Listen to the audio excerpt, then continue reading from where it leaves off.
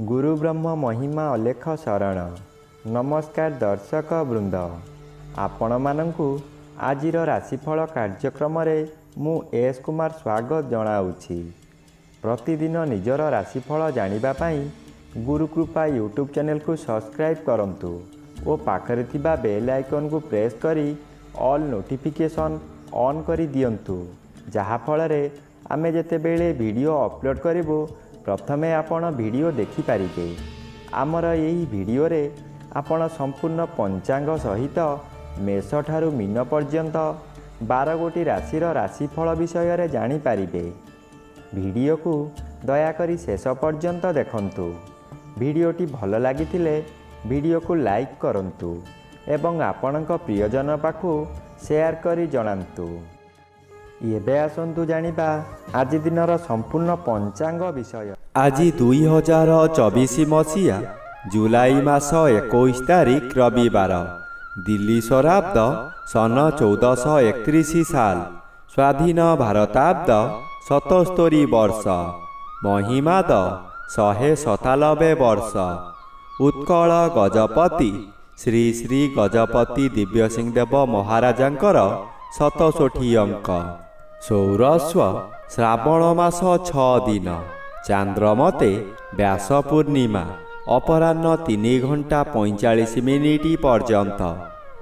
आजिर सूर्योदय विरजा क्षेत्र को 5 घंटा 20 मिनिट, कर्कट लग्न सुनुदंड 46 लिता गते उदय। आजिर सूर्यास्त विरजा क्षेत्र को 6 घंटा 21 मिनिट, मकर लग्न सुनुदंड 43 लिता गते अस्त। आज धनुचंद्र दिवा 7 घंटा 37 मिनिट पर्यंत, एहा परे मकर चंद्र।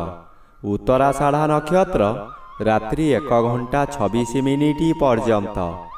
आज जन्मित शिशुर धनुराशि क्षत्रिय वर्ण नरगण, दिवा 7 घंटा 37 मिनिट गते मकर राशि शूद्र वर्ण नरगण एवं रात्रि 1 घंटा 26 मिनिट गते देवगण। आज मृत व्यक्तिर 2 पाद पुष्कर दोष, रात्रि 1 घंटा 26 मिनिट गते 1 पाद पुष्कर दोष। निषिद्ध खाद्य।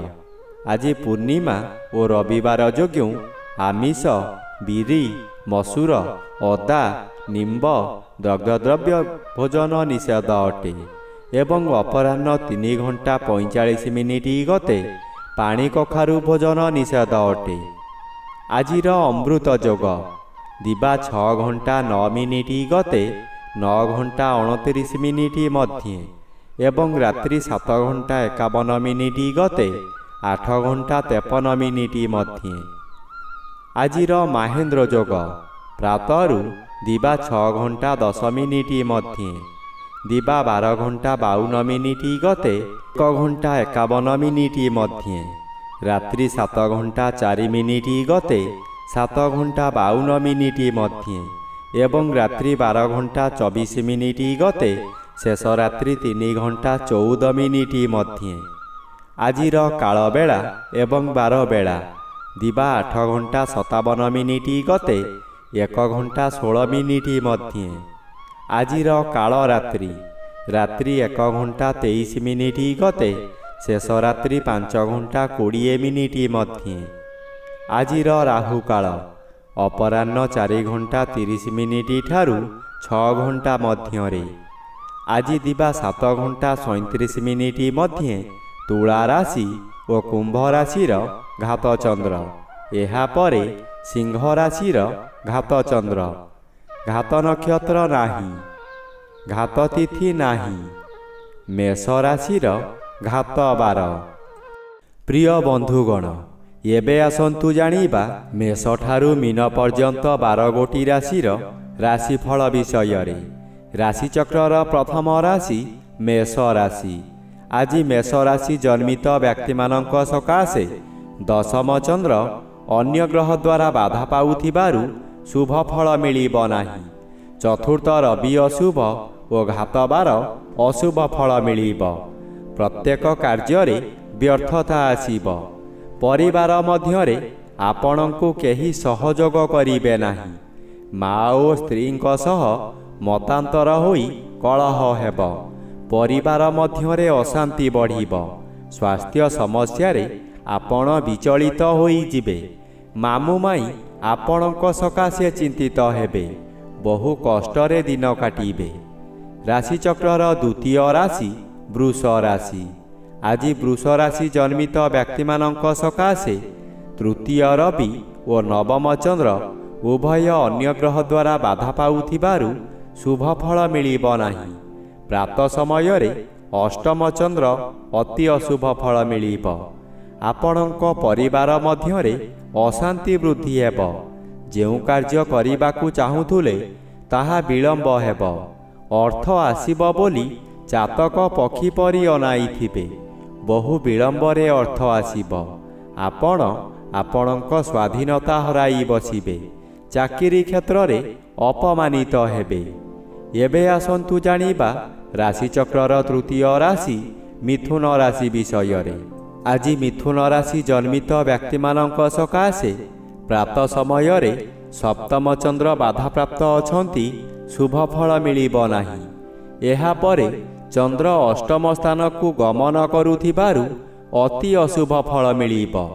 ମାନସିକତା ଦୁର୍ଘଟଣା ମିଳିପାରେ। ଶରୀର ପୀଡ଼ା ମଧ୍ୟ ହେବ।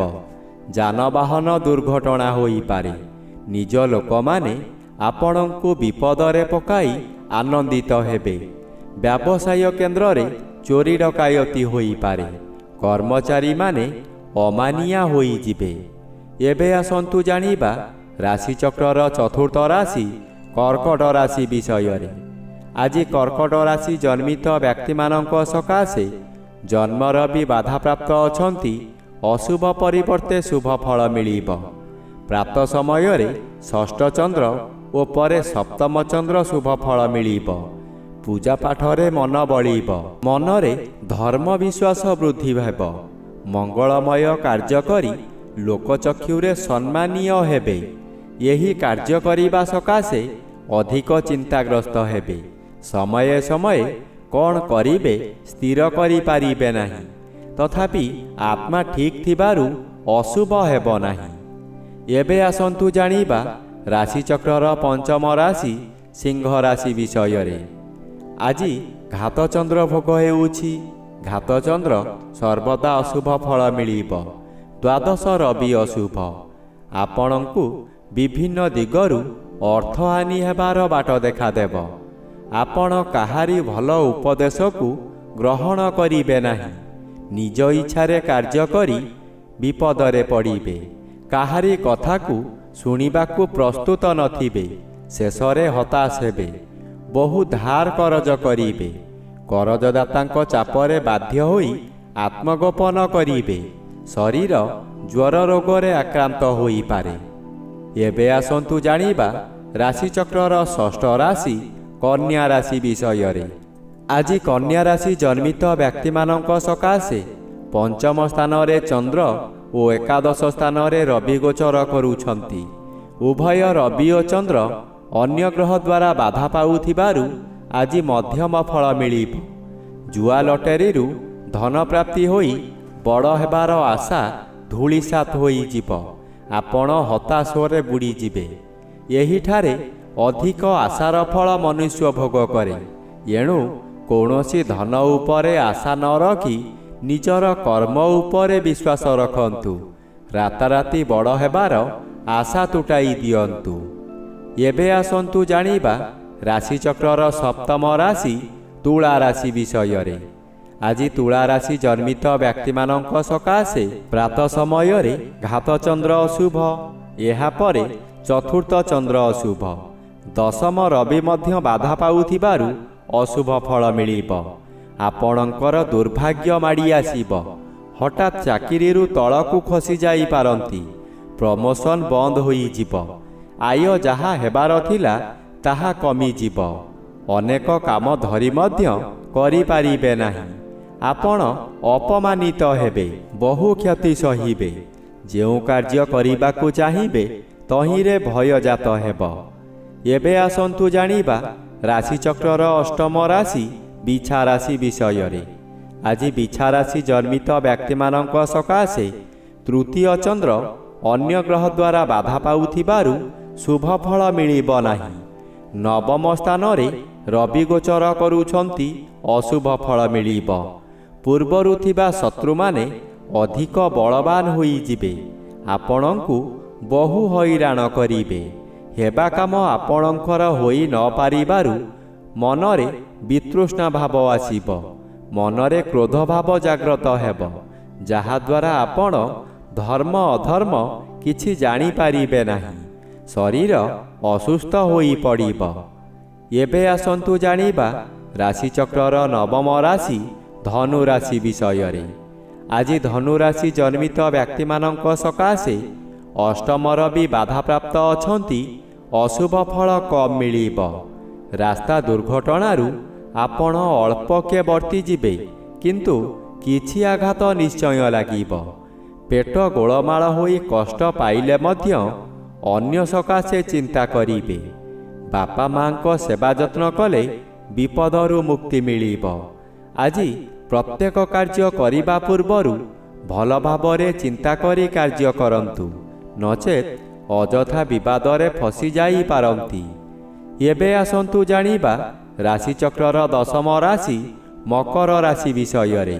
ଆଜି ମକର ରାଶି ଜନ୍ମିତ ବ୍ୟକ୍ତିମାନଙ୍କ ସକାଶେ ସପ୍ତମ ରବି ଓ ଶ୍ରୀଚନ୍ଦ୍ର ଉଭୟ ଅନ୍ୟ ଗ୍ରହ ଦ୍ୱାରା ବାଧା ପାଉଥିବାରୁ ଆଜି ମଧ୍ୟମ ଫଳ ମିଳିବ। ଶରୀର ରୋଗଗ୍ରସ୍ତ ହୋଇ ମଧ୍ୟ ମନରେ ସାହସ ରହିବ। ବିଦେଶ ଭ୍ରମଣ କରି କିଛି ଅର୍ଥ ସଂଗ୍ରହ କରିବେ ଓ ପରିବାର ସକାଶେ ଶାନ୍ତିର ବାତାବରଣ ଆଣିବେ। ଚନ୍ଦ୍ର ମନକାରକ ଗ୍ରହ ହୋଇଥିବାରୁ ମନରେ ସନ୍ଦେହ ଜାତ ହେବ। ରାତ୍ରି ଅନିଦ୍ରା ରହି ପ୍ରତିଶୋଧ ନିଆଁରେ ଜଳିବେ। ଚୋରି ଡକାୟତି ମଧ୍ୟ ହୋଇପାରେ। ଏବେ ଆସନ୍ତୁ ଜାଣିବା ରାଶିଚକ୍ରର ଏକାଦଶ ରାଶି କୁମ୍ଭ ରାଶି ବିଷୟରେ। ଆଜି କୁମ୍ଭ ରାଶି ଜନ୍ମିତ ବ୍ୟକ୍ତିମାନଙ୍କ ସକାଶେ ଷଷ୍ଠର ବି ବାଧା ପାଉଥିବାରୁ ଆପଣଙ୍କୁ ସବୁ ଦିଗରୁ ବାଧା ଆସି ପହଞ୍ଚିବ। ଆପଣ ଯେଉଁ କାମରେ ହାତ ଦେବେ ତାହା ଫଳବତୀ ହେବା ଅସମ୍ଭବ ହୋଇପଡ଼ିବ। ଶତ୍ରୁମାନଙ୍କର ବଳ ବୃଦ୍ଧି ହେବ। ଚନ୍ଦ୍ର ଆପଣଙ୍କର ଦ୍ୱାଦଶରେ।